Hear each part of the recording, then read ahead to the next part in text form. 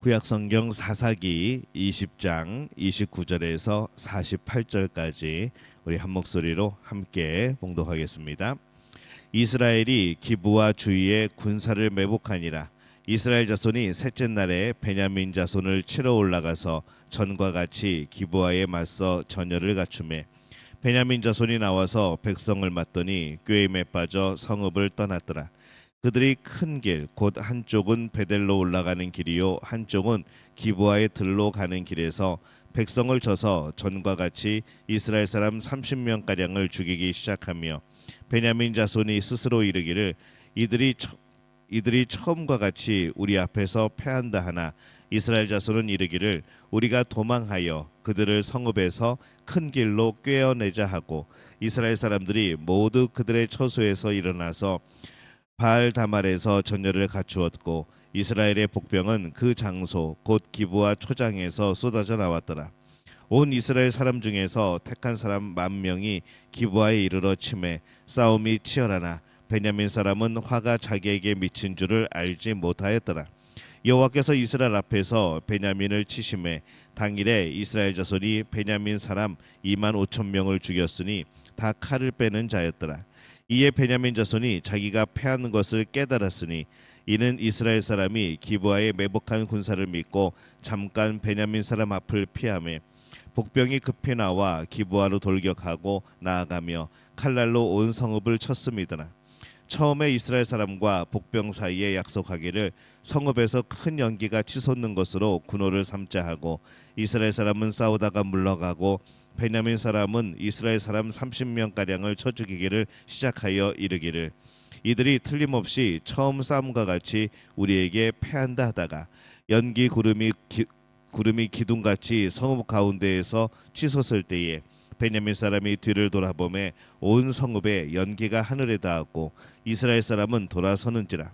베냐민 사람들이 화가 자기들에게 미친 것을 보고 심히 놀라 이스라엘 사람 앞에서 몸을 돌려 광야길로 행하였으나 군사가 급히 추격하며 각 성읍에서 나온 자를 그 가운데서 진멸하니라. 그들이 베냐민 사람을 에워싸고 기브아 앞 동쪽까지 추격하며 그 쉬는 곳에서 짓밟음에 베냐민 중에서 엎드러진 자가 18,000명이니 다 용사더라.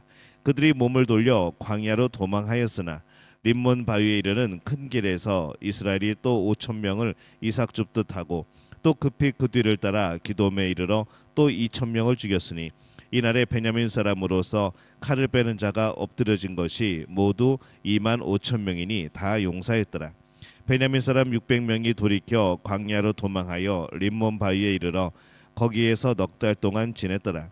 이스라엘 사람이 베냐민 자손에게 돌아와서 온 성읍과 가축과 만나는 자를 다 칼날로 치고 닥치는 성읍은 모두 다 불살랐더라. 아멘.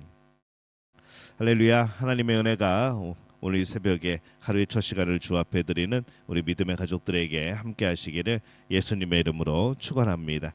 오늘 말씀은 이스라엘 연합군이 이 베냐민 지파 사람과의 전쟁에서 승리하는 그런 내용을 담고 있습니다. 베냐민은 이스라엘 연합군과의 전투에서 처음에 2번 이깁니다. 그러나 이 세 번째 전투에서 이제 패하죠. 그래서 오늘 말씀의 29절은 이스라엘이 기브와 주위의 군사를 매복하니라 이렇게 기록을 합니다. 이스라엘 연합군은 세 번째 전투에서는 앞선 전투보다 더 신중하게 전투에 임합니다.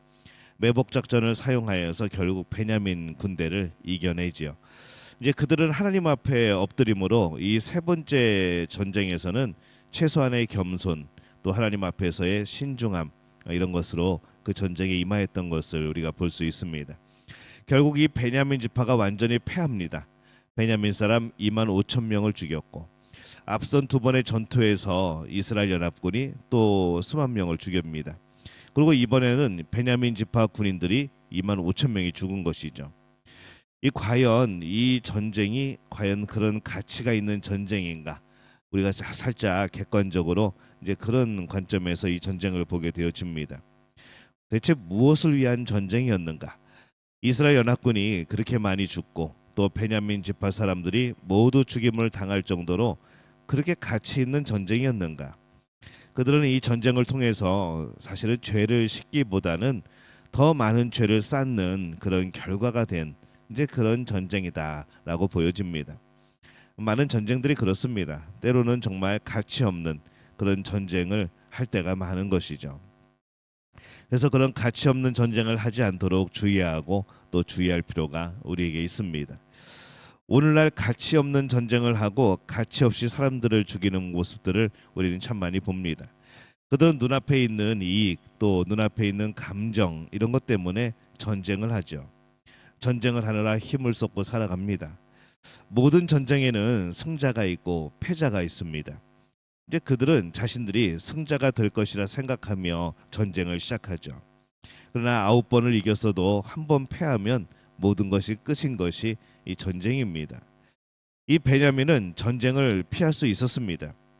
그들이 지파 이기주의적인 그런 마음을 버리고 그들이 뭐 사과를 하고 회개하고 하였다면은 또 달라지지 않았을까라는 생각을 해봅니다. 근데 그들은 자기 지파의 이기주의 때문에 전쟁을 하였고 결국에는 패자가 된 것이죠. 오늘 우리들도 이 자신의 이익을 위하여서 또 우리 편의 이익을 위하여서 전쟁을 벌일 때가 있습니다. 그리고 승리할 때도 있지만은 패할 때도 있는 것이죠. 근데 따지고 보면은 결국에는 모두가 패자가 되어집니다. 이스라엘 연합군은 결국 이 베냐민 지파의 전쟁에서 이깁니다. 여호와께서 베냐민을 치심해 이렇게 말씀을 하죠. 이 전투에서 하나님은 이 베냐민 지파 사람들의 죄를 물으십니다. 그런데 문제는 이스라엘 연합군이 거기에서 멈추지 않습니다. 이스라엘 연합군은 이 베냐민 지파의 군사만 죽인 것이 아닙니다. 그들은 성 내에 모든 것을 진멸을 합니다. 이 기브와 성만이 아니라 베냐민에 속한 모든 성읍의 사람들 그리고 이 가축들을 모두 죽이고 불살라 버린 것이죠. 우리는 여호수아서에서 이것을 뭐라고 불렀는가 하면은 진멸이라고 불렀습니다. 하나님께서 이스라엘에게 이 가나안 땅을 점령하게 할 때에 진멸하라라고 말씀을 하시죠. 왜냐하면은 우상 숭배 때문에 그렇습니다. 그들이 섬기던 우상, 그들이 섬겼던 그 우상에 섬기는 문화들, 여러 가지 이 하나님을 섬기지 못하게 하는 많은 문화들 그리고 그것에 사용되어지는 것들 때문에 하나님은 진멸하라라고 명령하셨던 것이죠.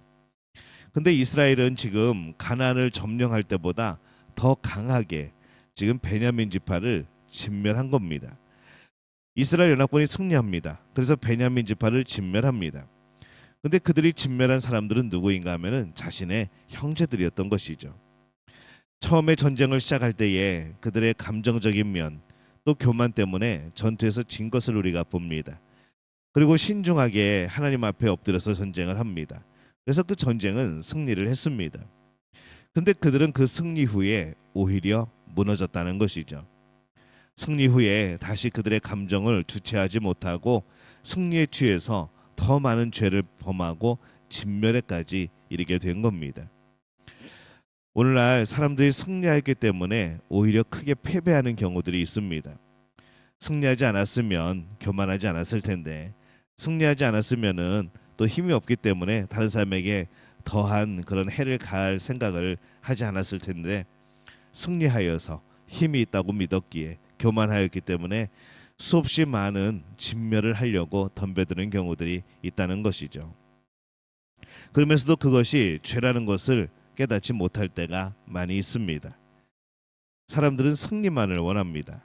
승리 뒤에 더 큰 패배를 할 수 있다는 이 사실을 참 많이 간과하는 것이죠. 그러나 주변에서 보면 승리하였기 때문에 더 크게 하는 패하는 경우들을 참 많이 보게 되어집니다. 이스라엘 연합군 그리고 베냐민 지파가 전쟁을 하여서 이스라엘 연합군이 이기는 것을 오늘 보고 있습니다. 근데 사실을 전부 다 살펴보면은 이스라엘 연합군이 승리한 것이 아니라 오히려 더 큰 패배가 되어진 것. 베냐민 지파도 마찬가지, 이스라엘 연합군도 마찬가지. 결국에는 서로가 패하게 되어진 이 그런 전쟁이 되어버린 그 결과를 우리는 보고 있는 것이죠. 이스라엘 연합군과 베냐민 지파의 전쟁은 사실상 승자가 없는 전쟁입니다. 모두가 패자가 되는 전쟁입니다. 시작부터 잘못된 전쟁이었습니다. 자신들을 돌아보지 못한 자신의 죄를 깨닫지 못한 전쟁이었고 하나님을 왕으로 섬기지 않는 그들에게 왕이 없으므로 벌어진 그러한 전쟁입니다. 이 하나님을 왕으로 하자는 전쟁은 철저히 패하게 되어 있습니다. 승리하여도 이긴 것이 아닙니다. 우리가 하나님을 왕으로 섬긴다면 전쟁보다는 하나님의 방법, 하나님의 뜻, 또 하나님의 길, 하나님의 평화를 우리가 이룰 겁니다. 혹시 전쟁을 한다면 교만한 자세가 아니라 철저히 낮은 자세로 하나님의 뜻을 구하는 그런 자세였을 겁니다.